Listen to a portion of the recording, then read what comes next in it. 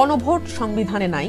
প্রাথমিকভাবে বিএনপি সেই ব্যাপারে একমত না হলেও পরে বিএনপি মেনে নিয়েছিল যে ঠিক আছে গণভোট হোক। যখন বলেন মানে সারা রাত পরে সকালবেলা সীতারামের মাসি, তখন জাতি খুব হতবাক হয়। কনস্টিটিউশনে গণভোট নেই, ভালো কথা, কনস্টিটিউশনে ভোটও নেই। অত কনস্টিটিউশনে ভোটের জন্য ওয়েট করো 2029 সাল পর্যন্ত, কারণ কনস্টিটিউশন আছে 5 বছর পর পর ভোট।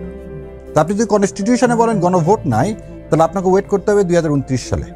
ফেব্রুয়ারি মাসে আপনি ইলেকশন করবেন কিসের ভিত্তিতে? আবার পরিষ্কার করে আপনি যদি সংবিধান বলেন, সংবিধানে গণভোট নেই।